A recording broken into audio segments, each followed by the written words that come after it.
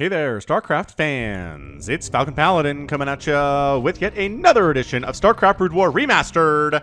And today it's the day for Cheese Compilation number 2. Thanks very much to Frosty Eskimo for going through all of my short replays.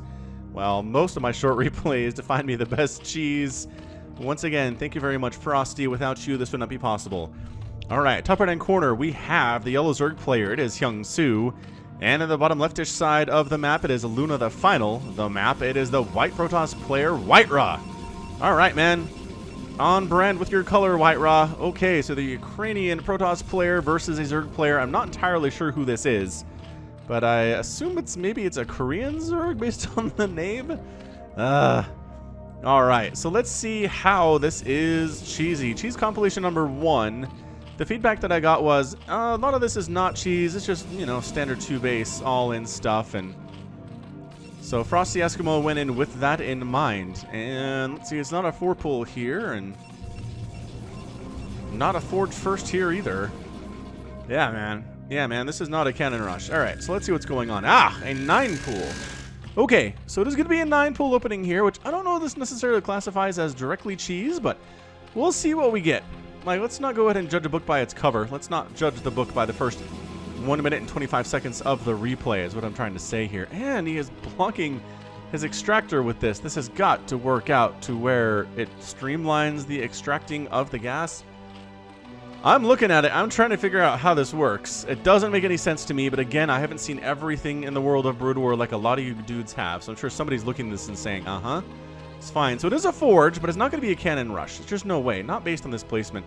If it was a regular cannon rush, the Forge would just be up here. There'd be a wall off to like deal with counterattacks of Zerglings and whatnot. But look at that. It actually does streamline it. It forces the drones out the left side, and they take a more direct path to the hatchery. That's kind of awesome. I need to make note of this. Make note of what's going on. All right. So in the meantime, Probe says, uh-huh. You're not expanding at all, are you? That's interesting. So we got 2 sets of lings that just popped. And then another set that's on its way. Actually, that's more than that. Okay, so this is a good... That's already 6. That's going to be 7 and 8. Speed is getting started now because obviously there is the gas income. What else are you going to use it for except for speed at this point? And let's see how White-Ra handles this. This is a pretty aggressive opening. Usually in our macro-style games, we see maybe 4, maybe 6. But 8 lings is quite a commitment here. Out of Hyung Soo, especially the fact that he's getting speed with it. That makes it a lot harder to deal with these lings.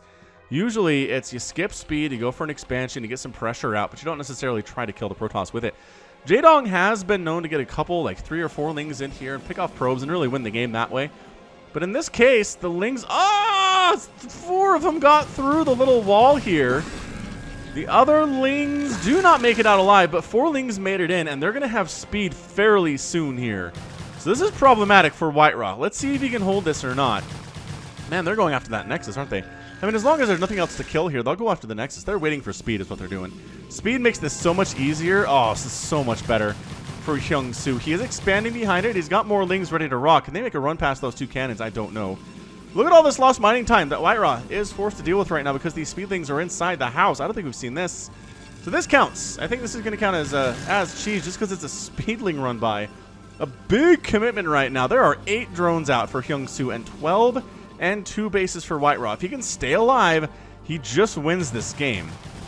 So this very much could be a Will Cheese fail style game here where, you know, cheese is attempted and it doesn't go very well.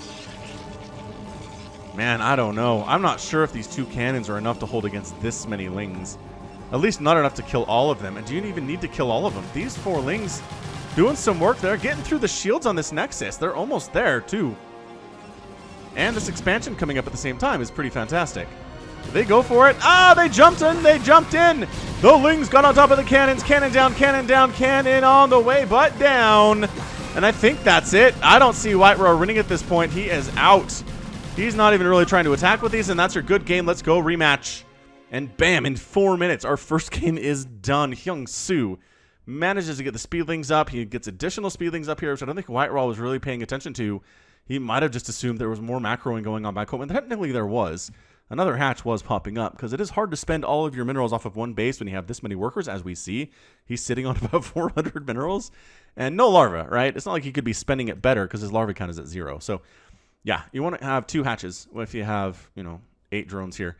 And he did, and it was almost done. So, yeah, he had a bit of a follow-up here, but if this had failed, he'd be in a really bad spot. 2 base to 2 base is not super good. But, yeah, the Lings jumped right on in, got top of those cannons. The probes are not ready to go. There are no zealots to help out either. Maybe a little bit greedy here from Whiterun. Maybe wait on the expansion, get a gateway up, get a couple zealots out, hold the wall. We've seen that before. We've seen that work. Just wasn't attempted here today. So more cheese coming at you. We're going to be right back. Game 2 of the cheese compilation is going to be on Python. It's going to be a ZVZ between Rhett and Seal. Blue Zerg. It's going to be red on the right side, and on the left side, bottomish, is going to be the yellow Zerg player, Seal. Gosh, I love yellow so much for Zerg. I will fight you for it. If we're in the same lobby and you have taken yellow, I am going to go ahead and complain until I get it. Well, complain in a reasonable amount until I get it, but if you want it and you have it and you don't want to trade, that is okay. All right, so most CVZs are, I don't know, maybe technically cheese because they're over very, very soon, especially compared to the other matchups, especially compared to TVT. And so let's go ahead and see what's going on here. Python is an edit of the Lost Temple map. Gets rid of the imbalances, and I have fond memories of playing Lost Temple in Brood War and Lost Temple in StarCraft 2 as well. It's one of the maps that came along just because it was so darn popular, and then it got phased out because of imbalances. Anyway, bam! That is a 9 pool here out of Rhett. What are we doing on our side of the map here? Seal, what you got for us, guy? If your pool's a little bit later, you're actually ahead because of the time it takes for Lings to get across the map versus the time it takes for you to hatch your own defensive Lings. You can actually be fine, especially if you see it coming. You can get a sunken down. But Rhett, known for being super duper aggressive. I have, honestly, what feels like about 100 Rhett replays, and all of them are under 10 minutes, it feels like. This dude gets games done fast. Every once in a while, I found a really long replay from his, but it's very rare. Now, this is about a 11 or a 12 pool here. Probably 11 pool based on the timing, what we're seeing up top. Yeah, so again, a little bit later here. This should honestly bode well for Seal. Both players are going for the gas here. Again, the gas is a little bit later for Seals. Both players are scouting, well, initially the wrong direction, but eventually does manage to get up here. Did he actually... Can you see the creep? Does the creep extend out this far from that northern position that he actually got in here and saw there wasn't any creep and headed down this way? I guess it does. I don't know why he would stop heading in at this stage. Wow. I mean, I guess his creep is extending pretty close to the edge over here, so maybe the same situation. Anyway, both players are working on some early Zerglings. We got speed coming in from Rhett. There's not quite enough gas here for Seal to start his yet, but again, he can be okay with it. Can be just a little bit okay. Is he, what, dude? He's going for a lair. Okay. He's trying to go for a lair, which has got to be mutas. Mutas are the thing you want to take up to in a ZVZ. Sometimes you see lurkers too. Lurkers, I guess, could be a particular option, but man alive, that is a 1 base extremely fast lair. Same story over here for Rhett, actually. His timing is a little bit slower than Seals's, but that's all right. Oh, he scouted the wrong place again. This hurts. If you're trying to be aggressive, and you don't find your opponent early, you're in a lot of trouble, man. I can't believe this Overlord. Is he coming back up to the north now? I don't know what's going on with Rhett. Oh, no. That's Seal's Overlord. This is Rhett's. Okay, so he does come in and see what's up. He's going to come on up, but guess what? Who had enough time to get up a sunken? Just barely enough time to get up a sunken here. There it is. Bam! Like in the absolute nick of time. Just ridiculously perfect timing right now. Loses another Ling to the sunken. The sunken is going to be absolutely ridiculously good here. We have some additional Lings that could join the party if they wanted to, but they seem to be content to stay outside. Now they want to come on in. Want to come in and join the waters of trying to murder this yellow Zerg player who is making an additional set of Zerglings. He doesn't want to overcommit to Lings here. Both players are on about exactly the same number of workers here, although Seal dropping down as he actually does start his Spire. And when is Rhett going to start his? He's got the resources for it, but he's really worried about the front. I don't think he's going to be able to do it. He is not going to be able to do this. He's bringing some drones along to provide some tanking, or maybe try to throw down some sunkens. That'd be insane if he pulled that off. Is he going to try to throw down some... He is going to try to throw down some sunkens here. Oh, this is brilliant. I really like this out of Rhett. It forces Seal to engage with him. Does take one of them down. Loses a bunch of lings in the process. I don't know if he has enough. Nah, Rhett's doing such a good job staying out of the range of the Sunken here. Does not want to get in range there and take a shot. Lings trying to bait on in. Rhett has too many.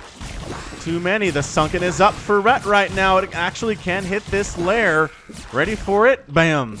Actually, just hitting Lings for now. That's pretty smart, actually. Oh, going up there is just such a futile effort. You're going to die before you can do anything else. What's he hitting? He is hitting the lair. Okay. So he's hitting the lair. Seal's going to be able to make about 5 Mutalisks here when all is said and done. Is he jumping in? He's jumping in before those Mutas can pop. What an absolutely insane situation this is right now. The Sunken's trying to do it. Seal's actually not losing that many drones, to be honest with you. So now he's got 2 Mutas on the way. Rhett has 2 Mutalisks on the way. Why isn't he making... Oh, he needs this. Oh, is he getting larva killed? No. Is he taking down the egg? He's trying to take down the egg. But that Muta is going to pop and going to be able to chase these Zerglings away. And that's going to actually end up saving the lair here, too. It takes a while, actually, for one Sunken to take down a lair. So Mutalisks are out. These Lings are forced to flee. Sunken's going to go down after doing its job, I gotta say. Who's up, man? It's 11-9 workers. Red has a tiny bit of a lead right now. Neither player has any more than a single hatchery, so their larva production is greatly limited at this stage. But 3 Mutas are out here. 2 Mutas coming in from Rhett. Doesn't like to see that at all. An Overlord's going to die. Is that going to supply block Rhett? No, but it's going to put him pretty close to getting supply blocked. And Rhett is throwing down a hatchery. Yeah, almost supply blocks it, but not quite. He throws with a macro hatch inside of his main, because he knows holding a natural at this stage of the game is going to be really hard to do. So Muta count right now is 4 for Seal, and we got 5 for Rhett. Scourge are coming in here too. Scourge really important in these Muta versus Muta battles. You get a hit off, you're going to have a good time. There are no Scourge. No Scourge for Seal. Can he save the Overlord? To get out of there. There's too many Mutas. He does it very intelligently, actually. Trying to focus down the Scourge there. No! Takes a hit. Does take a hit right now. He's trying to stack him, but he is outnumbered just by 1 here and is also severely injured as well. Oh, yeah. Rhett's Mutas are much healthier at this stage. Rhett is making 2 more Mutalisks at a time. Rhett has the 10 workers to Seal's 8. And I think that's it. I think Seal's going to lose all of his Mutas. It's going to be an absolute Muta fest here from Rhett from this point on. He's got 5 Mutas. Yeah, Seal taps out. Good game. And bam, Rhett is your winner there with his 5 Mutalisk army. Really effective stuff at the end of the day there. How many kills you guys got? Really? Just the 2 here? All right, fair enough. That's cool. That's totally cool. But yeah, the 10 to the 8 worker count favoring Rhett was a big deal. And then, yeah, end of the day, his aggression didn't do a whole lot, but he did manage to kill a couple of those larvae that were so important for Seal. Rhett was able to take advantage of that. He never had any aggression on his side, never lost any drones at all, and managed to make it work. Just, man, the aggression into the better macro is so good for ZVZ and so hard to deal with. All right, do we want to check the final scores on these? I just realized I didn't do that for game 1. Does it really matter? I mean, it's like, okay, Rhett did kill 26 units to 11, which is a pretty big number there. Resources barely favoring Rhett here too, but again, that's what these short games are, just barely favoring. So, all right, game 2's down. Let's go with game number 3. All right, game 3 is going to be on ground 0. Top left is going to be the green Protoss player Free. And in the bottom left, it is the teal Terran player Flash. Yeah, you know this guy. You love him. Green and teal in the same game, huh, guys? Interesting. All right. You know that I have merch? In the link in the description here, you will find the link to my store. It is falconpaladin.store in your browser, which is pretty easy, but it's not a .com or a, .biz or whatever. So I don't know how he did this, but Somicron got a .store domain for us. So anyway, there are mugs, right? Falcon Paladin mugs, where the logo comes up when you fill it up with hot water. Fancy stuff there. We've got hoodies. We've got what could be an ugly Christmas sweater in t-shirt form.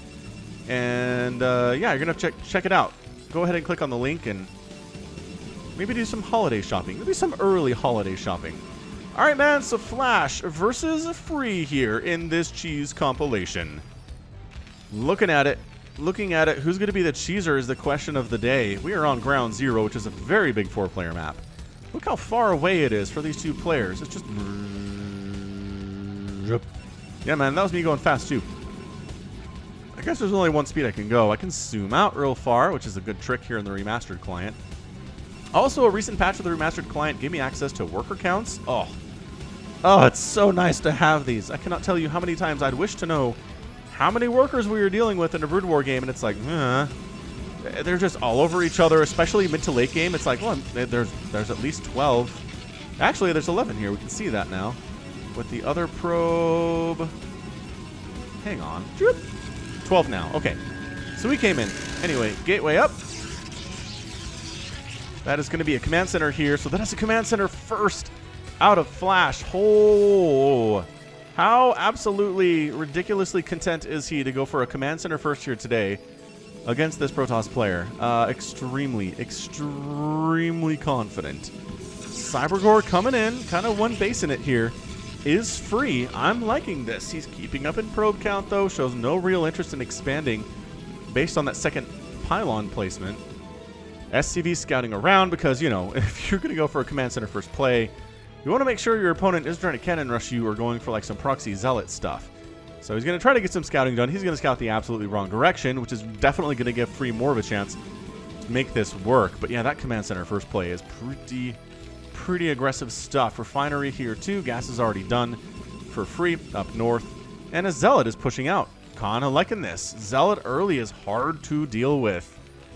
If you are Flash, if you are anybody, honestly, if your barracks isn't done yet, and a Zealot is knocking on your door, yeah, the bad times. The bad times have arrived. Let's see how Flash deals with this, because again, it is Flash, and he is a god among StarCraft players. Now, he even repositioned that barracks so that, it delayed the Marine by so much. Zealot's like, well, I guess I'll, are you really going to go after Supply Depot, man? That's your target here? What are you doing? Guy? A Dragoon is follow-up on this. I love that. Singularity charge coming in here, too. Tossing up a bunker on the high ground. Good response here from Flash, because, of course, what else is he going to do other than have a perfect response to this?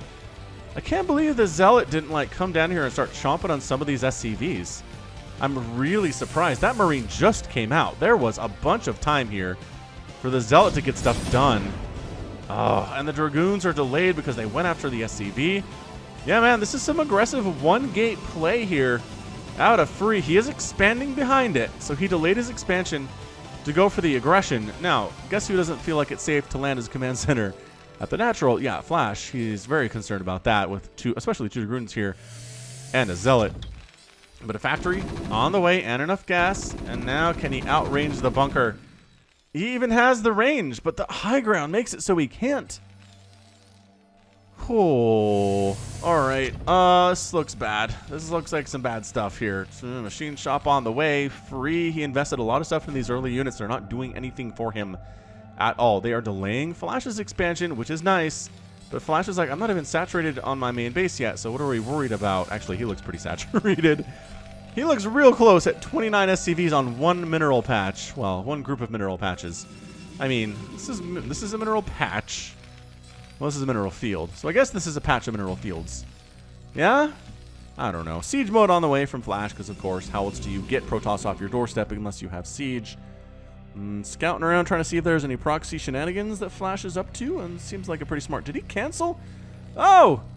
He canceled Singularity Charge and is restarting it. What the heck, dude? I guess it wouldn't be super useful at this stage anyway without high ground vision, which you can't get without getting hammered out by the bunker, so, maybe that was smart. SCV does go down, so 2 workers killed so far.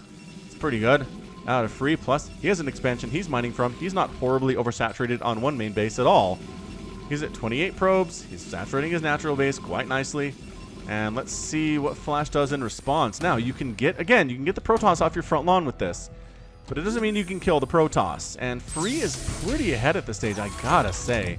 He's been able to happily mine off of these 2 bases without just wasting idle time here with SCVs waiting. The transfer is happening. The Maynard is going.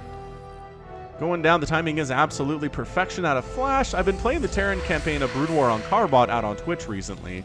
If you're interested, twitch.tv/Falcon Paladin. Every Sunday, I'm doing the Carbot campaign and the Terran Brood War campaign lately. And my Terran is not as good as Flash's is. Though, in fairness, the campaign teaches you to just macro up and get a huge army and defend, and then move out. Which is not how you play ladder. If you do that, you will die. As we know. So, the campaign really punishes you for moving out early.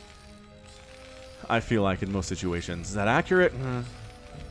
Maybe it's not. Maybe it's not. I've never actually tested it a lot. There's a couple times I moved out early and gotten my butt handed to me. And then I lose the game.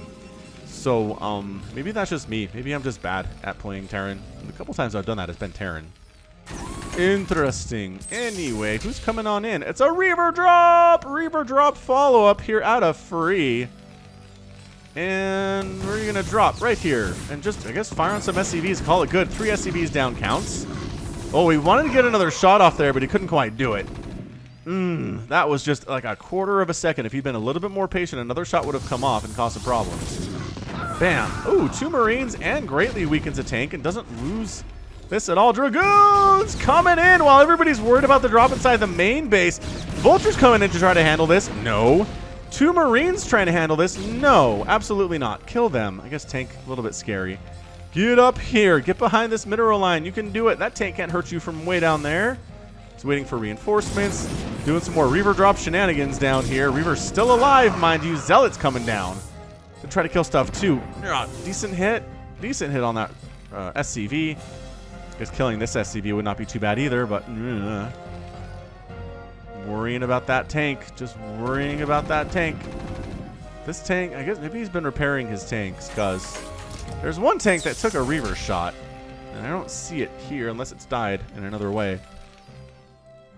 Third base is now done from free. I'm loving this aggressive play against Flash. This, honestly, is the way that I've seen people beat him. Is by being so aggressive as Protoss, especially. You can get some stuff done. Now, Shuttle trying to come back on in. See what's up. That third base timing is pretty good. Look at how tucked away this is, too. Vultures have a really hard time getting in there, especially with the wall of supply depots here. But Flash trying to get a third base landed. These Dragoons could deny it, I gotta say, for some time. Everybody's hanging out in the main, worried about this shuttle. Which is where? Is it? Oh, came on over. Flew on over, didn't do anything. Spider Mines exist now. Oh, gosh. Spider Mine kills that Dragoon. Also, that Vulture dies. I'm not sure if that was intentional or not. Yeah, these shenanigans, these special tactics. Oh, can you unload her in a place where this tank won't murder you? Maybe up here? Or maybe right on top of the tank. How's that sound? Great on siege. Pretty good on siege. Couple more SCVs die. This is pretty good stuff out of free. I'm really enjoying this. This is some really fantastic shuttle play out of him.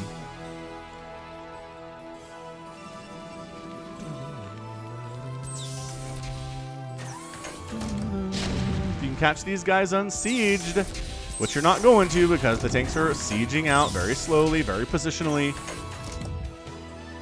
Leapfrogging on in. Third base is trying to land, but once again, it is behind of what free is trying to do here.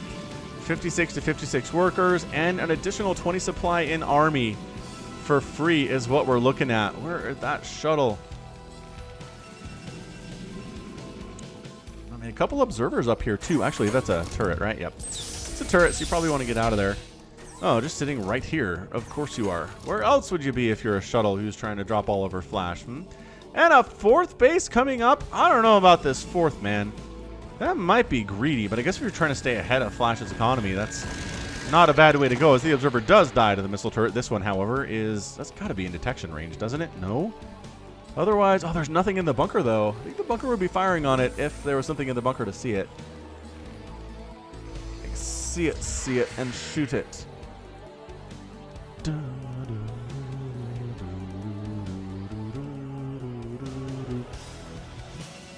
I love the Terran music. I just do. We have Arbiters? We've got Arbiters. Of course we do. Why wouldn't we have Arbiters, ladies and gents? Arbiters are how you beat Terran as well. And again, Flash is no Terran. He is Flash. I understand that. I get it. The same tactics that work against other Terran players don't necessarily work against him. Trying to avoid getting supply locked ever again is free. Enjoying that quite a bit. And starport underway. Additional factories coming in here too at 11 minutes. There's a lot of space in here to build, which is really nice for Terran and Protoss both. The Zerg generally doesn't care about how much real estate is in their main. Can't remember the last time I worried about that as a Zerg main. Other than how much do you have to defend, I guess. That's so many tanks. Oh my gosh, all of a sudden. Flash has how many? Well, there's 11 on screen here. I guess we're just going to say it's 11 is how many he has total.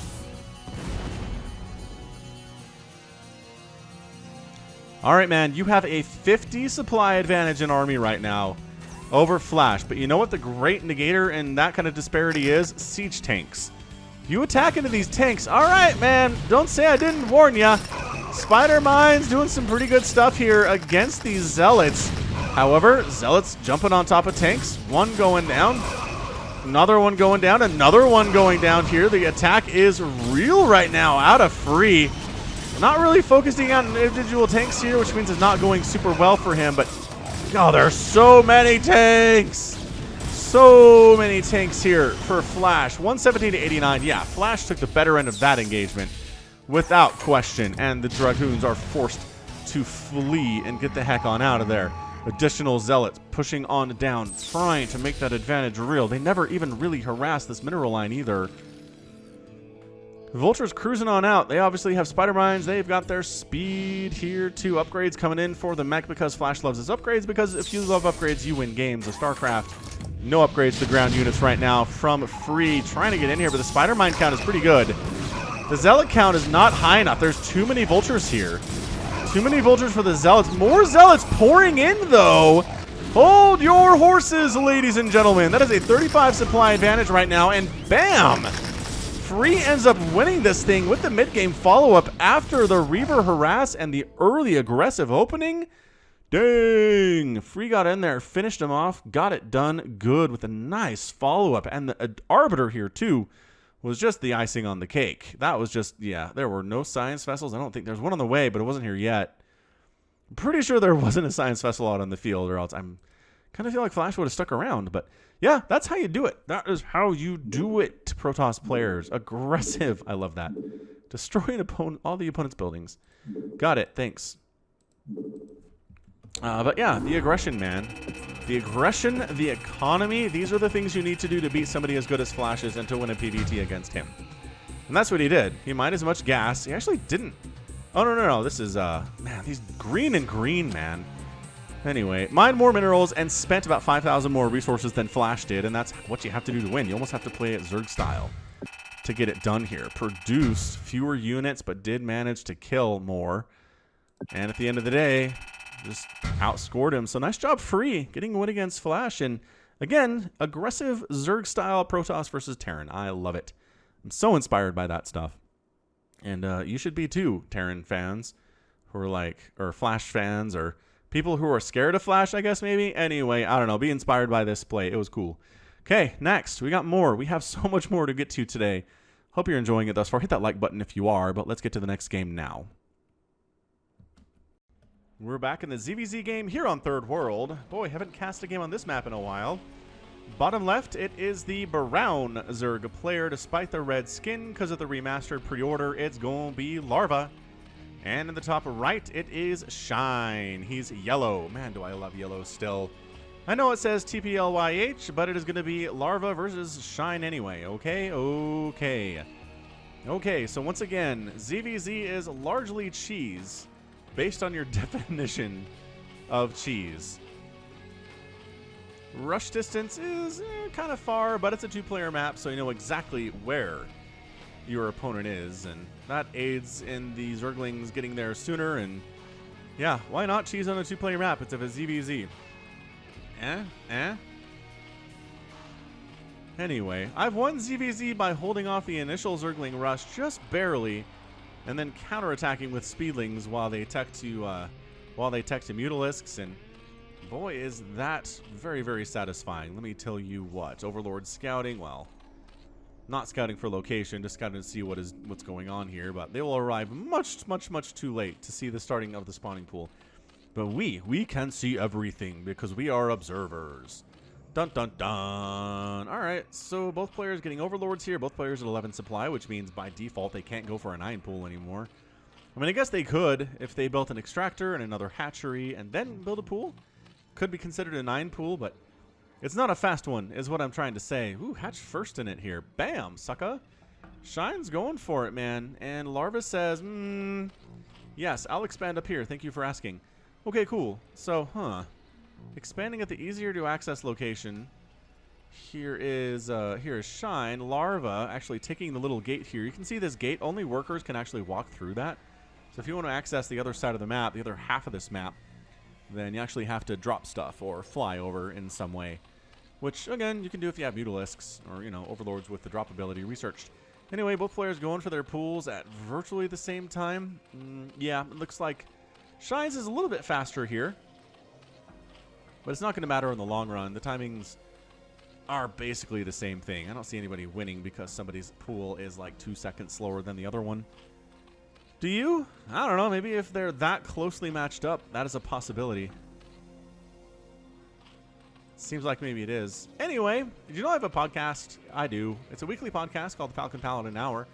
It is me and Somicron talking about the latest stories in StarCraft, video games, other video games in particular, books, TV shows, comic books. Did I say video games already? I probably did, but all sorts of nerdy stuff. Our most recent episode, which might have come up today sometime, focuses pretty heavily on the Terminator series, which I was going through the list of movies that I haven't seen yet. And Terminator 1 and Terminator 2 were both on that list, and I realized I was in a weird spot there. Should have definitely seen both of those by now. They've just never been super high on the list of things I need to watch. As, you know, I was 2 years old when Terminator came out, and then Terminator 2 came out, and I was like 8. So I wasn't really in a position to watch a rated R Terminator 2 movie, although a bunch of my friends did watch it. I remember a lot of talk at recess from kids who were watching things like Terminator 2 and Jurassic Park and other things which maybe weren't appropriate for kids to watch, but hey, whatever. I'm not those kids' parents. It's fine. They grew up to probably not be serial killers as far as I know. Both players have a few Zerglings out. Nobody's planning on being all that aggressive with it. I mean, worker counts are virtually even. Army count virtually even because of it. Oh, hang on. Larva has a 1 army lead.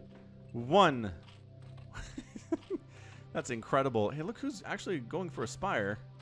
There it is. There's your Spire. There's your Spire Shine. Larva, you can go for a Spire guy. Based on the fact you don't have any other tech, I'm going to be forced to assume you will. And there it is. Okay, so is he building it? Boy, he's building it right in that mineral line at the natural. What a weird place for it. It's kind of where you want to put a sunken or like a spore.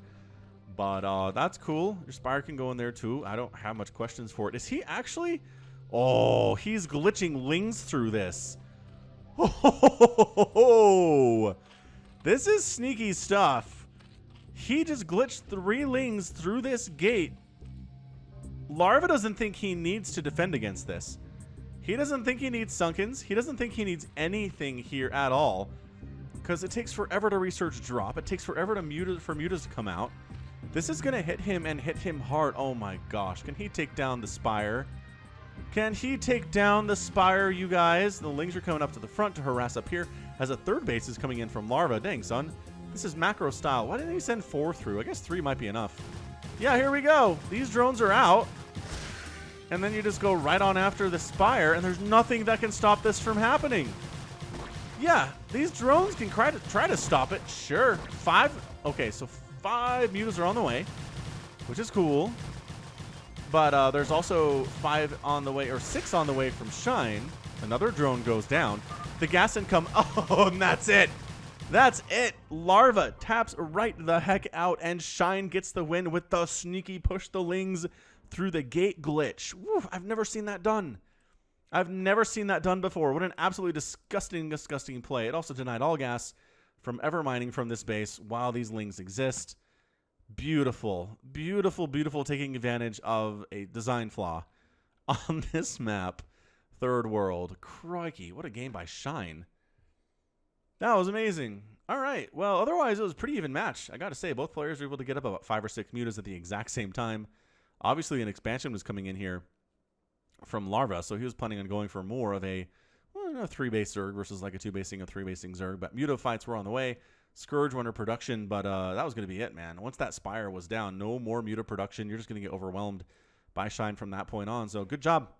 Good job by you. We're going to do more, even more cheese, you guys. This is going to be an absolutely cheesy Sunday for y'all. And again, anything interesting here? Look at that. Look at how even that is. 40th. I've never seen this before. Never once. 43-3. Incredible. Structures 7-6. Resources, Shine is up a little bit. In most categories, anyway, good. Let's do some more. Let's do some more cheese. We'll be right back. It is PvP time here, ladies and gentlemen, on Adorama. All right, so yellow Protoss player, top right, going to be Doc Stevie, who, as far as I can tell, is a Russian Protoss, but I'm not entirely sure about that.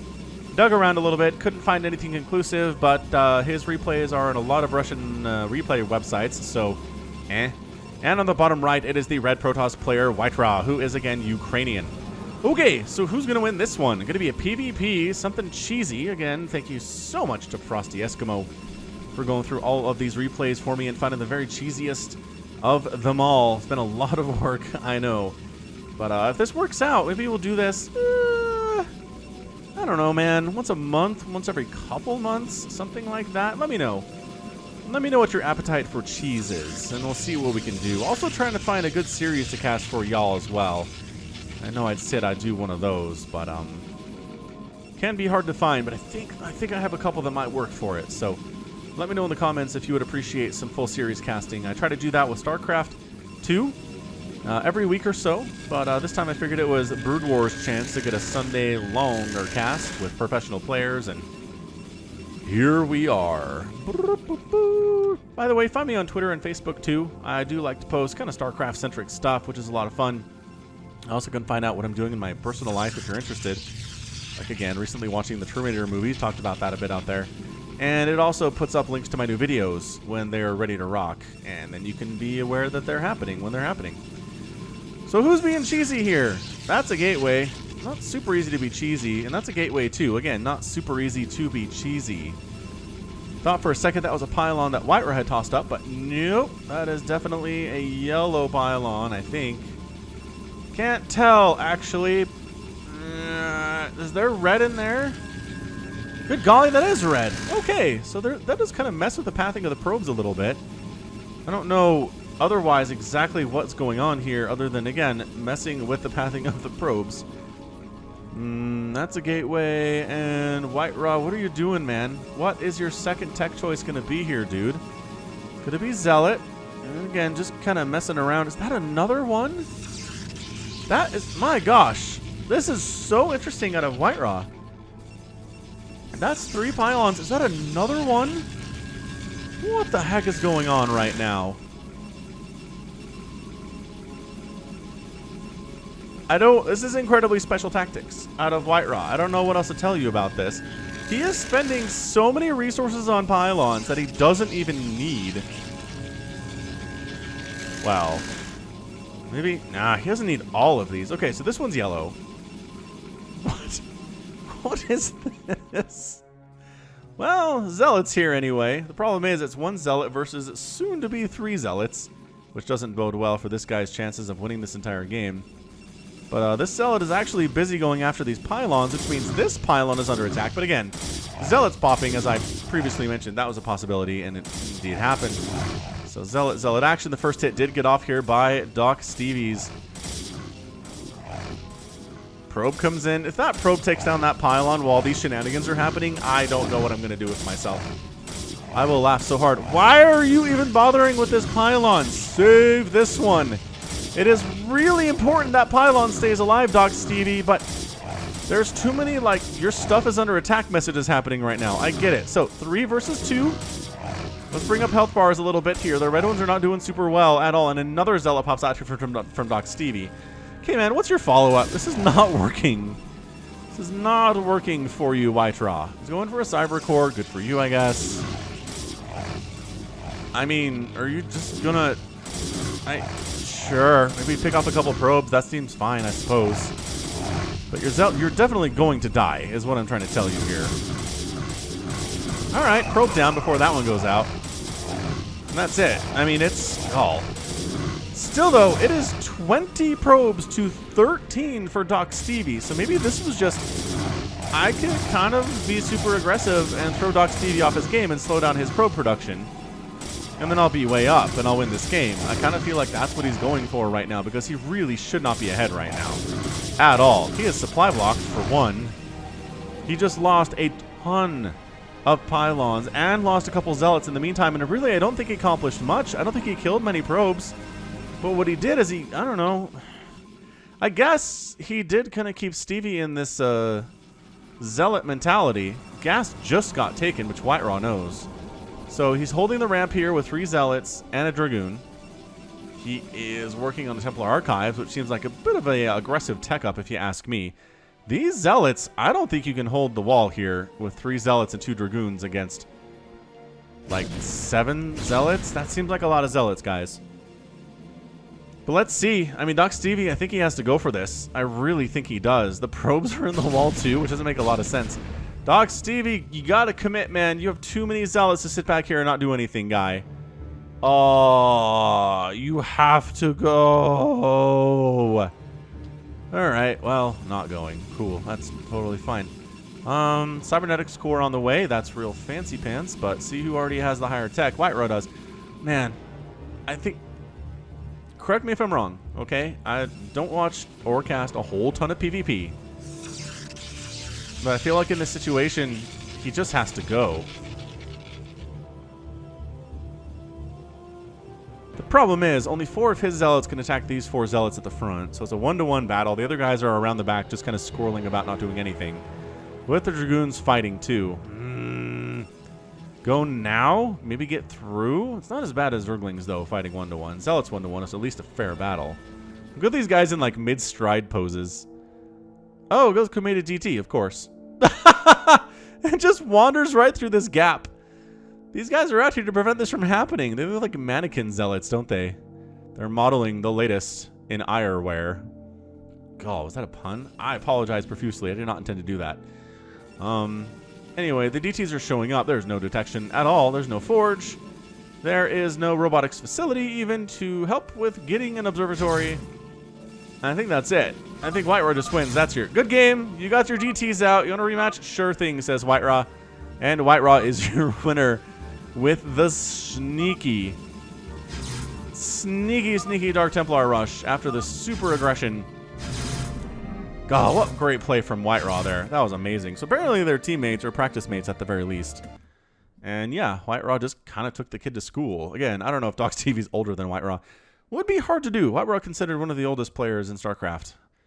Pretty much since he got started. But anyway, yeah, man, DT rush. After building pylons all over your opponent's mineral field. Go figure. End of the day. Nothing too insane here. As far as overview, units are pretty even here too. When the DT showed up, it was over. It's not like there was a great decisive battle that was won. It's just Stevie didn't have anything to detect. Also, his gas income was super low, his minerals mined was lower, and his total spent was about 2,000 lower too. So even if it wasn't DTs, I think he just loses the game. Fair enough. Fair enough. Let's go back to non-mirror matchup land. I think we have a couple of those left. Stick with it. Don't go anywhere. We're back on ground zero with Flash and Free. Different spawning locations and different colors, so you know it's a different game. Alright, so bottom right, it is Free spawning the red, well, sporting the red color. Spawning in the bottom right, and in the bottom left we have purple. This time for Flash. Is that a clan logo? Looks like a grappling hook from Batman. Meh. Meow, meow, meow. All right, sort of chatting back and forth. It's not rendering very well here. A lot of like empty character spaces here. Not super easy to translate as it turns out. But yeah, there was just a series of games here played between Flash and Free. A bunch of them were really short, and a couple of them were considered cheese. At least, again, by Frosty Eskimo. Which is not to say that they aren't, because again, I trust Frosty's estimations, and here we go anyway. I usually don't speed up the games in the early stages here, especially when there's cheese. But at this stage, nobody's proxying or doing anything crazy.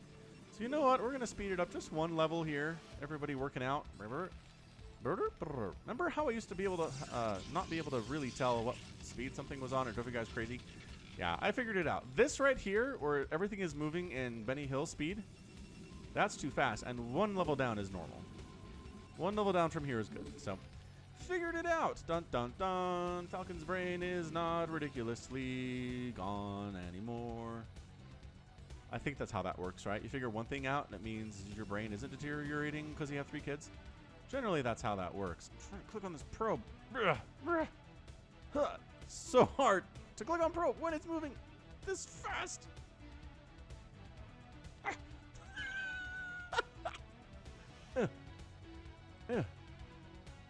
Got him. Yeah. It only took 17 clicks. Remember how I was talking about how great my brain is? Feeling good about that. Anyway, nothing too crazy here, honestly. It's going to be Dragoons. It's going to be Singularity Charge. It's going to be another quick expansion here out of Flash. Is that another Command Center first play? I think it might have been. Based on this barracks just barely being done. Bunker coming up at the front, which you're allowed to do because there's not a Zealot causing you problems like there were in the last game. Kakaru flying around real fast, by the way. Flapping his wings. And then a probe shows up and says, I'm too late.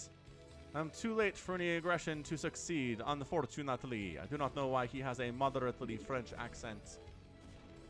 Anyway, regular speed time. Not like regular show, which, I don't know. Somebody recommend I watch regular show? I think it's Cartoon Network, and it's fine. It's not like life-changing. And at this stage of my media consumption routine, it kind of needs to be life-changing before I'll watch it. Does that make sense? Anyway, I hope it does. Singularity Charge is done. Let's go. Let the aggressions begin. Let's see what makes this game cheesy, ladies and gentlemen, because this looks like every PvT that I cast.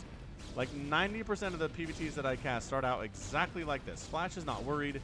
This is not throwing off his game nearly at all. Extra SCVs come off the line to repair this bunker. See how they're actually repairing it faster than it's being killed? Beautiful. Another Dragoon coming across the map. Probe trying to see if there's a quick third base, and there is not. Any additional tech. There's a robotics facility, so we could see some drops and some special plays, special tactics here out of free. But, yeah, for now, not really feeling like Flash is being cheesed at all. I guess we'll zoom in here because nothing else is happening anywhere else. Got siege mode. Is he double Nexus expanding? Holy crap, he is. Okay, so he takes a quick third behind this. Which again, I have maintained is how you beat Flash, is you expand a million times and pretend like you're a Zerg player. I mean, the bunker's full, but it doesn't really matter. Siege mode is almost done. The tank can't really do anything until there, and it's kind of a shifting around. Another Dragoon shows up, and there's your first shot. The Dragoons really should get out of here, and they are. Except for that one. Okay, that one is still able to hit it without being hit by the tank. This one probably could as well. It's close. It's close, I suppose. Oh, tank was able to move up. Okay, now we're moving. I thought maybe he couldn't cross this little gap, but totally fine. Okay, so observatory there. Observers on the way. Additional gateways here too. No robotics bay or anything. Just going for third base. I mean, not a lot of cheese has 3 bases, as it turns out.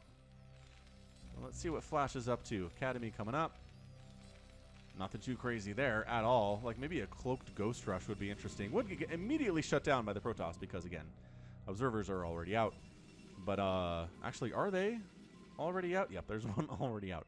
So that wouldn't work at all. So we're just going to go standard Marine tank here out of Flash. Go for a 2-base push where the Protoss is sitting on 39 probes and 3 bases and maybe not quite ready for this, but the Observer sees it. The Observer makes a very nice move, sees exactly that the Terran fan is coming. The Terran fan. The Terran guy is on the way here. You know him as Flash, and this looks pretty intimidating, actually. This looks really bad for free all of a sudden. This counterattack. After all of that, he's got a bunch of Marines. He made Marines instead of Vultures here. He's got a couple Vultures anyway, but higher Marine count than you would expect for this style of a thing. And the Marines should be pretty good against the Dragoons. The tanks are ridiculously good against the Dragoons. And then the Dragoons are like, I can't engage with this. Let's go for a counterattack ourselves. So counterattack to the counterattack to the attack here today. Flash taking his time, and this is a problem. The more time you take, the more stuff your opponent can make to defend against you. Look at this, just walking right on in like they own the place. Where are the tanks, Flash? Oh my gosh, he should go. He should go. He really should go. I'm waiting for him to go, and he's gonna go. And the bunker is empty, so that was easy peasy. And now they have high ground vision because of the observer. Oh my gosh, they can do this. They can do this. They're marching right up. They don't have to wait. The siege tanks don't have to do anything. The Dragoons get surrounded by SCVs, though. Clutch move. Clutch move here, but then getting out of it is an even clutcher move right now.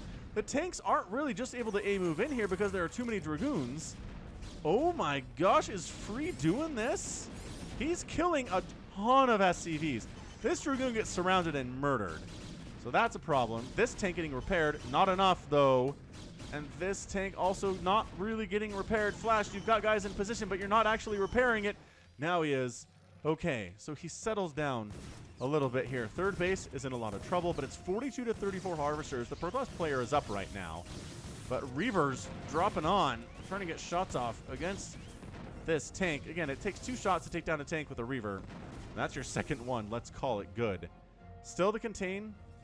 Sort of here the natural base of Free. Can he hold against this is the question right now. The counterattack was pretty fantastic out of Free. Really loving that immensely.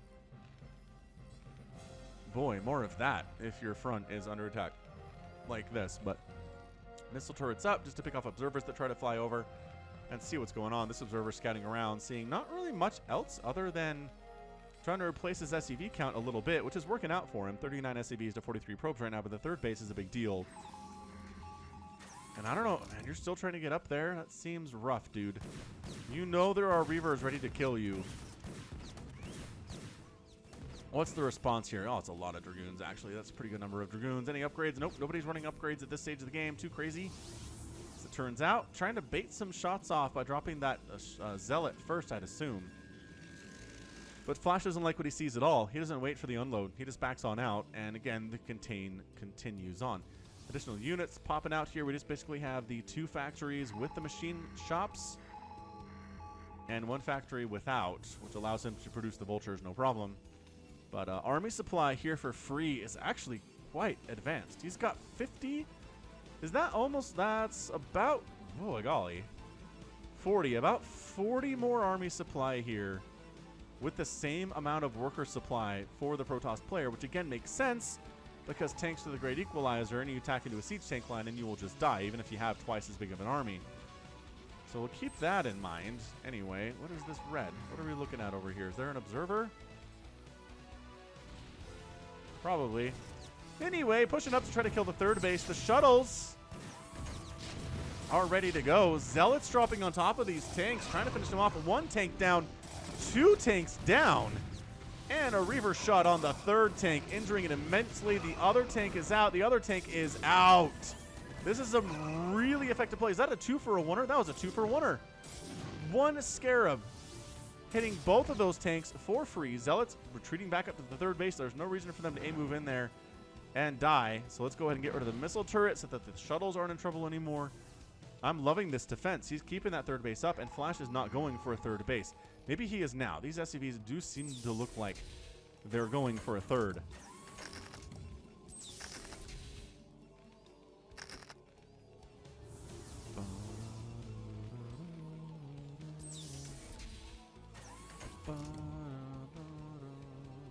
Templar Archives on the way, which I guess could be for Storm, but again, I think this is kind of a remake of the first game we saw between these 2 players, just kind of gathering up his units. The first time it was in offense, but this time it's in defense.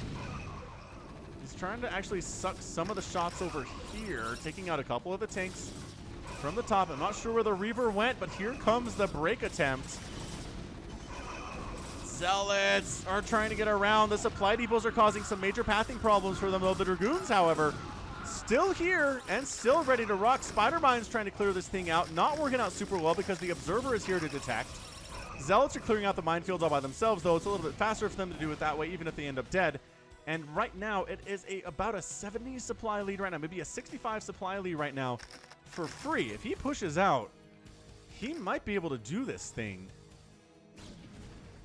He is way up in supply. Again, no upgrades. Flash, ouch, bad rally, bad rally. Well, the Vulture's able to escape because he's super zippy.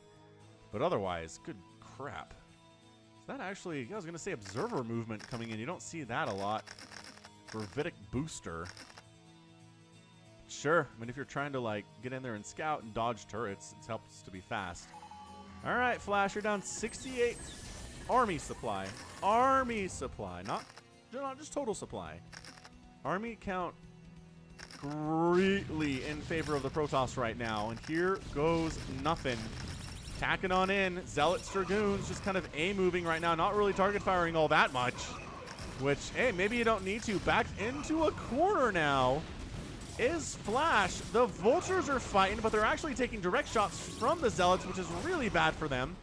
And that's your GG. Bam, Flash taps out, and Free is your winner, winning 2 games in a row versus Flash today in this cheese compilation. That's crazy. Look at him sticking around. He's like, yeah, I did it. I took down Flash. Now, this might just be a series of practice matches, okay? Based on, right? I mean, based on what we're seeing here, it does feel like it's a practice situation. And so maybe Flash is doing kind of the same thing every time. And Free is just trying to figure out how to deal with it. You know what I mean? And maybe he's just succeeding with it because he knows what Flash is doing. And like part of StarCraft is not being entirely sure what your opponent is doing. So if you know, that helps a lot, which is kind of what practice is. Anyway, regardless, impressive victory for sure. The macro was on point. Getting the third base up was on point. Defending it was on point. The early aggression was pretty good, if kind of standard and fairly basic there, but that's totally fine. And then again, I just think keeping the third base and getting the fourth base coming up was a big deal too. All right, so I guess we'll final score this because people like to see the final score. I don't know. Let me know if you care about it for the cheese or not in the comments. But end of the day, way more units killed on fewer units produced. Really cost-efficient Protoss stuff. Raised 12 Protoss buildings, only lost 3 of his own, which is a big deal, and then just out-macroed him on gas mine, minerals mine, and total spent. Okay, we got more. We have more of this coming. Don't go anywhere. Don't leave your seat. It's your Sunday cheese compilation number 2 for StarCraft Brood War Remastered from Falcon Paladin. Be right back. Okay, we're back. More Shine and Larva. Boy, that is laggy for some reason at the start. Left side of Transistor, we find the red Zerg player. It is Larva. And then in the bottom right, it's the blue Zerg player, whose name is Shine. All right, so Transistor. We've seen some ZVPs on this map. Boy, have we seen some ZVPs, but never a ZVZ. There's another spawning location up here. It's a 3-player map, but there's a giant Kadarian crystal. Or maybe just a regular mineral crystal formation that's very big. I don't know. Anyway, just to prevent Zerg players from taking it as their natural, because apparently it's really easy to defend. I don't know. I've never seen it, well, I've never seen it attempted because there's a giant crystal there, but I don't really understand how that would work. Okay, so hey, Season 4 of Rick and Morty. Good stuff, man. It's going to show up on November 10th. I like that show a lot. All right, man. Here we go. Overlord scouting the right direction from both of these players. Holy smokes. How did they know? Or they just both guessed right? Both guessed right, I'm assuming at this point. All right, so, let's see why this one is interesting here to Frosty, huh?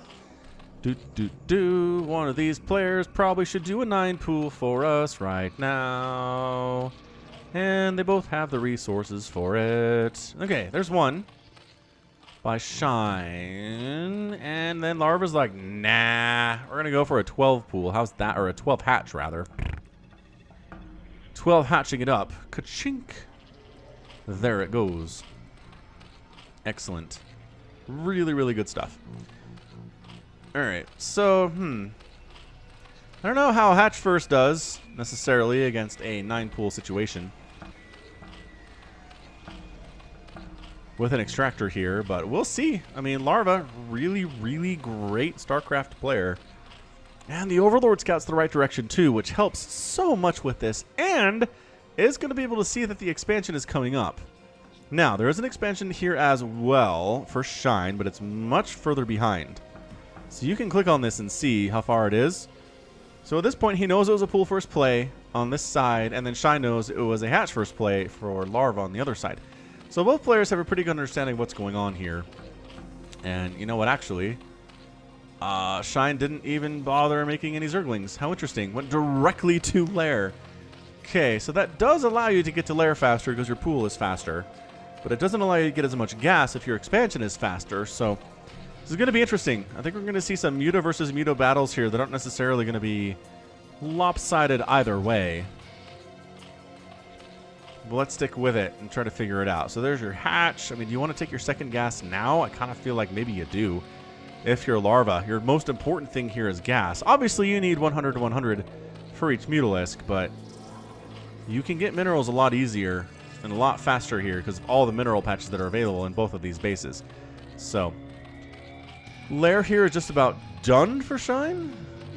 By just about done, I mean it has some ways to go, but it is, again, a little bit ahead here. So, Shine is ahead in some aspects, and Larva's ahead in some aspects, but they're basically the same darn thing at this stage of the game. The builds really didn't make a difference in the end. Shine, again, his Lair pops here maybe 15 or 20 seconds ahead that of Larva's. Got some Lings cruising on out, but defensive Lings are here to handle that, so that's not going to cause a problem for anybody.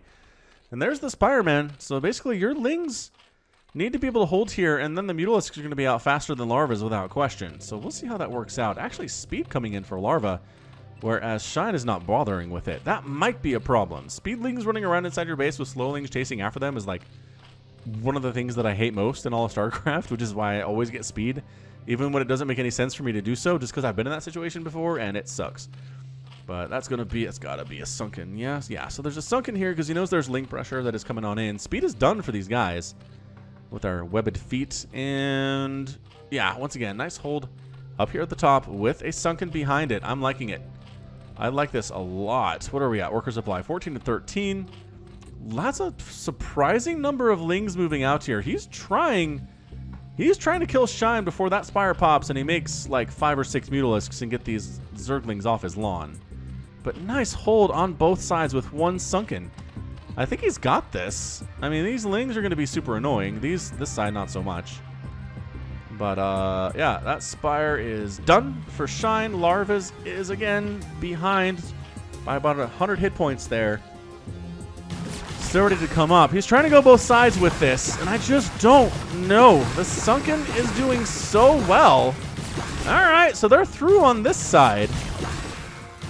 2 Lings got inside, which is a little bit annoying. These Lings trying to get up, trying to hold desperately here is Shine, doing a beautiful job of it. And really having a great time. Oh my gosh, that was amazing.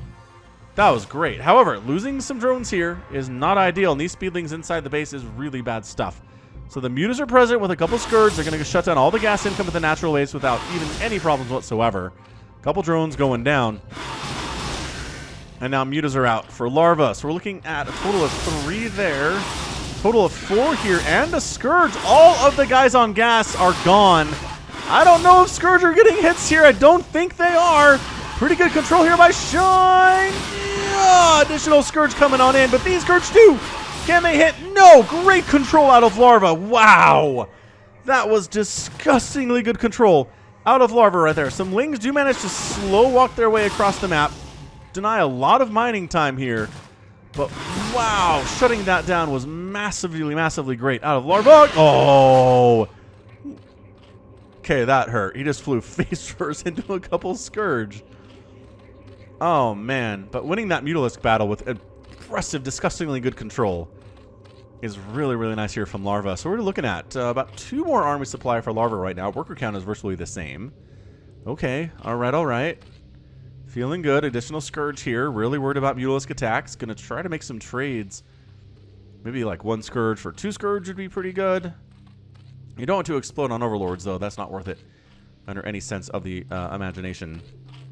Any sense of the word or the term worth it. All right, so Muta count here is 5. Muta count down here is 2, but again, he's got a pretty good Scourge complement, although Larva is making a couple of his here too.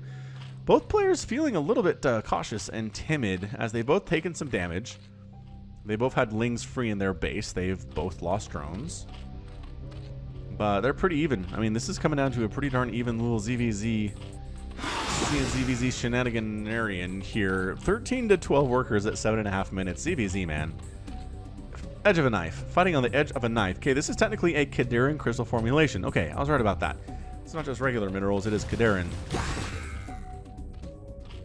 Additional Scourge coming on in. We got ourselves more and more Mutalisks. I mean, again, this is as even as it can really be here. Shine is a bit down in overall army supply, and actually seems to be getting a little bit bigger over time here for Larva. I think it might be these additional drones that are actually droning on the minerals. Anyway, we're away from home.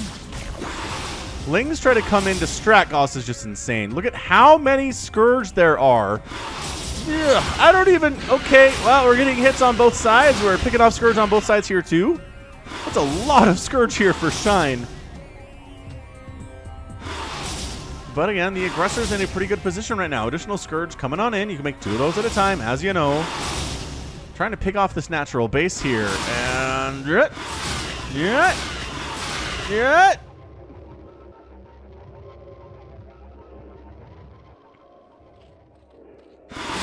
I don't even...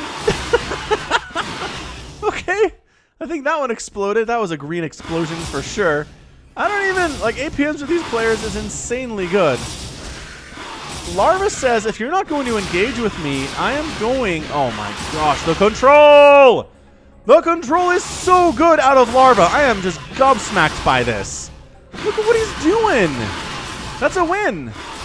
That is a win for Larva, just with better Mutalisk control, picking off so many of those Scourge, not losing many of his Mutas, and he gets the win. That was insane. I mean, that just came down to micro. I mean, that was both players are pretty much on the same economy, pretty much on this, again, the same base count, same Mutalisk count there, same Scourge count effectively in general, and he just ended up having 7 Mutas at the end of the game, and Shine had 0. What a ridiculously, just super, super duper impressive, dumbly impressive Mutalisk control here today. Super happy with it. All right, man. So, yeah, we won't do the final score here on this one, but got a couple more to go here on the Cheese compilation, so stick with it. Hit that like button if you enjoyed it so far. I've had a good time anyway, and we'll be back. All right, back to ZVP land here on Heartbreak Ridge. Going to be the brown Protoss player on the left side, White Ra, and his opponent, the Filthy Zerg on the right side, the purple player. He is Mammon. Mammon? I don't know, man. He's a Russian Zerg player according to Wikipedia. And, yeah, his team history is FRD and IFU. I have no idea what that is. Alright, so Ukraine against Russia once more here on Heartbreak Ridge. I really like this map. I've cast a lot of fun games here on this map, you guys. A lot. And I think you can search the map names on my channel, so maybe search up Heartbreak Ridge and see what I'm talking about. Something is Tossie? Tossie Protoss? I assume Arbiter's Arbiter. That would make a lot of sense. But yeah, probe moving on out. Zerg player is going maybe for an early pull. We don't know yet. Doesn't have the resources for it quite at this stage of the game. Something about carriers? I don't know. Somebody will be able to translate this. Somebody in the comments speaks Russian for sure. Just let the majestic Brood War music wash over us here, and that is going to be a 12 pool. Nope, just kidding, 10 pool. He 10 pool that sucker? Ugh, hard to know when there are drones and eggs here, but regardless, it's either a 9 or a 10 pool. Which the probe does scout, sees what's coming here. We've seen White Ra lose to this already today. So let's keep that in mind. Let's keep in mind he can definitely lose to this, even if he scouts it, if the Zerg player is sneaky enough about it. And ends up getting speed and ends up making way more Lings than White Ra was expecting, and then bad things happen. Alright, so wants to expand, but knows the probe will block it, so that's why 2 drones are up here. Get out of my neighborhood. Get out of here. I want a hatchery. Actually, he's just going to expand up here. Oh, he doesn't have time, does he? Ain't nobody got time to take 10. Oh, he got it. Oh, snuck it down with the probe was out of the way. And this drone is like, all right, I guess I'll come over and get minerals? Sure, why don't you get some minerals? I'm down with that. Anyway, we got Lings in production. We got cannons coming up back home, because of course we have cannons coming up back home. That's how you stay alive for this sort of thing if you're Protoss. See how Whiterah makes it happen. Is this drone going to long distance mine the whole time? Why would you do this? Just put him over here. I don't know. Either way, there's no gas, which the probe does scout. So speedlings are not really an option at this stage of the game for Mammon. We'll go with Mammon. I think it just makes more sense. Yeah, the expansion coming on in. Gateway this time. I do love the gateway instead of the 3 cannons here. It helps wall off, and zealots can hold a wall better than cannons can, especially if you're wide open. So very nice stuff. Is that a 3rd hatch? Dang! Mammon's like, you know what? You're going to go for some early Zerglings and then go for a 3rd hatch. Which, again, is more of what we see in the situation in macro-style games, not so much in the cheesy stuff. So we'll see what makes this one cheesy. Might be a bit of a mystery, but that's all right. We are totally okay with all of that.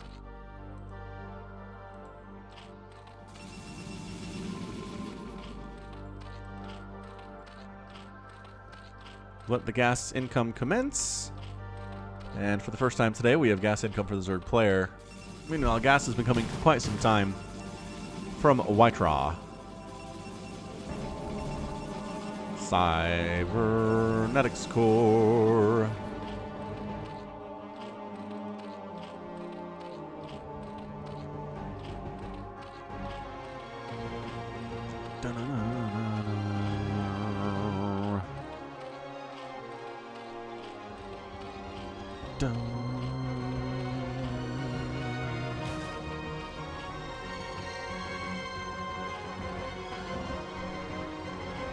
Oh, and a quick lair, which again, the probe scouts. That's so nice. That is so nice. The quick lair was scouted. The probe dies for it, but it's definitely worth the money spent on that probe without question.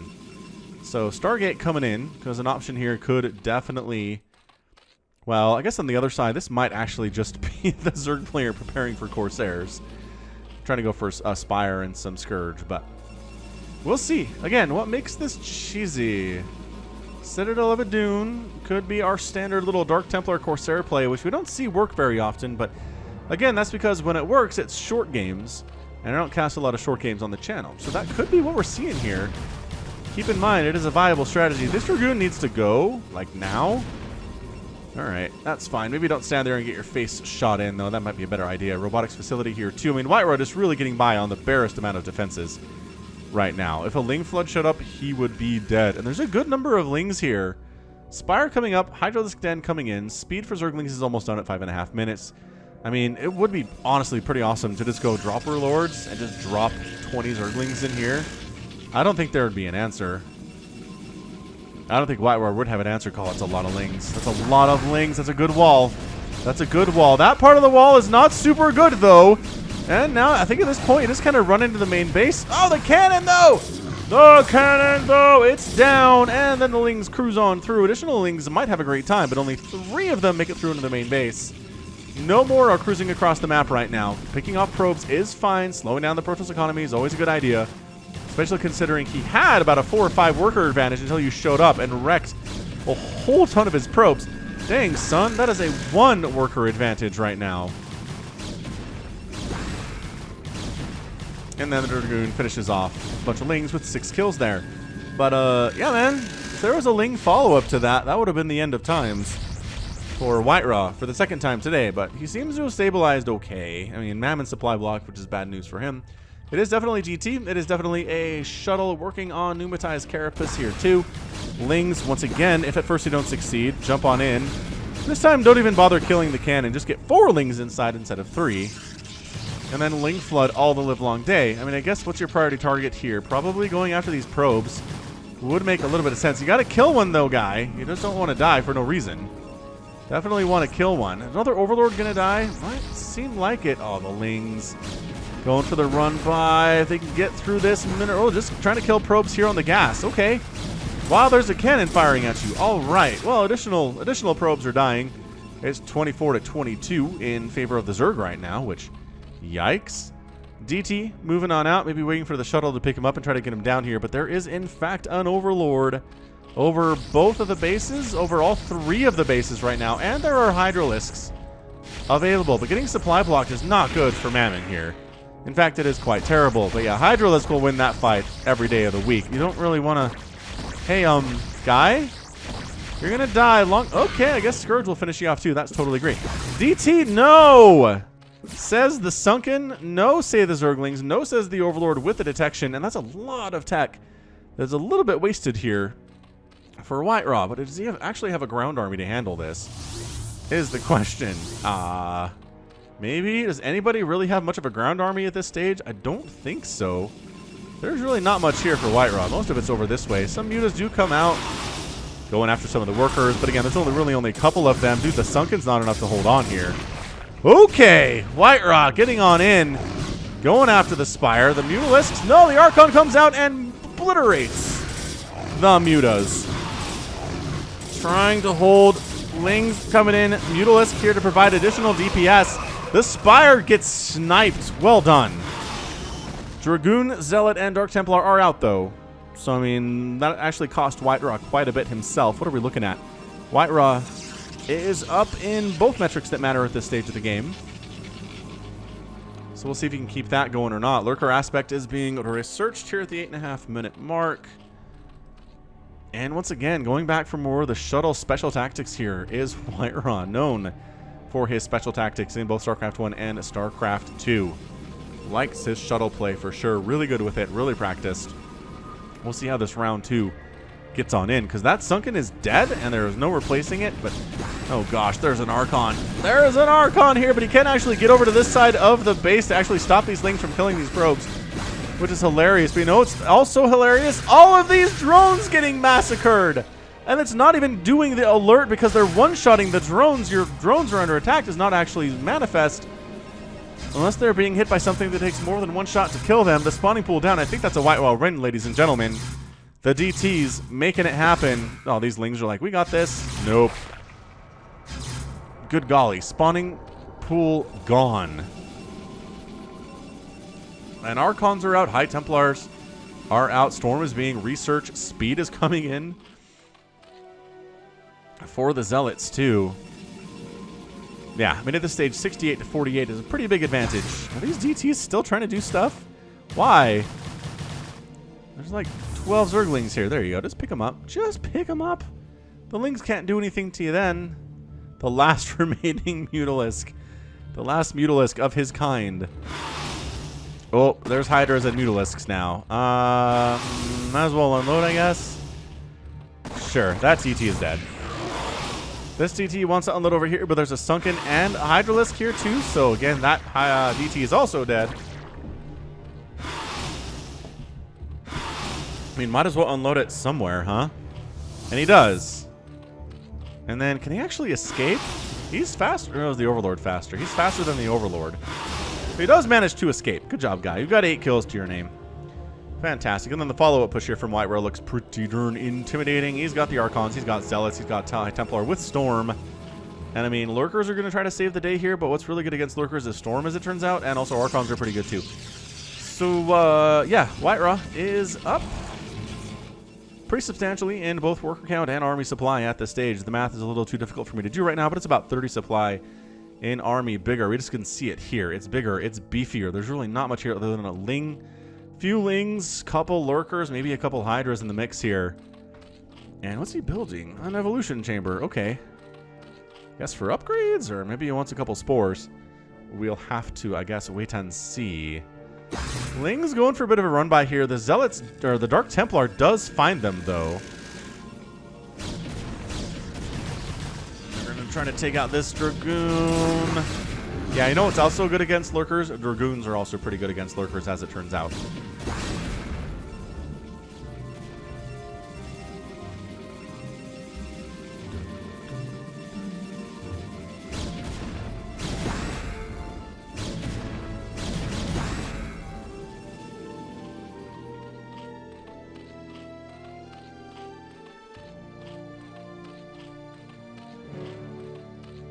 All right. Well, where are we with this? Both players are being pretty passive. Friendly Dark Templar Steve over here has 9 kills to his name after killing that Zergling, which is super cool. Overlord does scout. There's a bit of an army coming over here. A third base coming up down to the south of the natural for White Raw. No sign of a fourth yet for Mammon. He's got some idle drones over here, which means not great. You should not have idle drones at any of your bases, guy. I know there's a lot going on right now. There you go. Put them to work. Put those... Wait, hold on. I didn't say move them to a separate part of the creep. I said put them to work. Guy? Alright, fine. We're not doing that. Yeah, I mean, boy.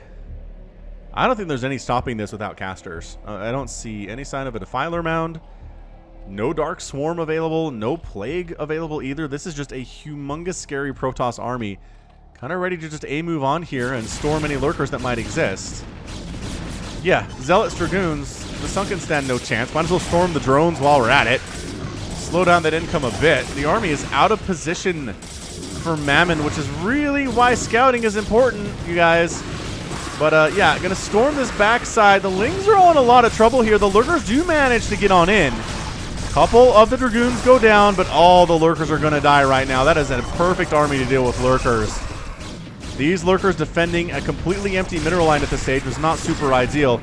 This Archon might actually die to lurkers as it has about 0 HP remaining. And, it's... Boy, that's close. He's in yellow for his health. Which is like, what? 4 out of 6?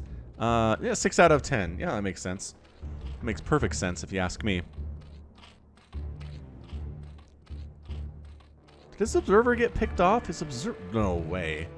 His Observer got picked off by, like, the 2 Hydralisks that showed up? That's amazing. Regardless, Mammon recognizes he's done, wants a rematch. White Russ says, okay. Man, everybody is good sports in this game when it comes to getting rematches. If you ask for a rematch, you're generally going to get it. So, nice job. Nice job by White Rock getting those DT drops in, dealing with the Ling aggression better this game than he did in the last one that we saw of his in his EVP, and overall able to prepare nicely for the lurkers.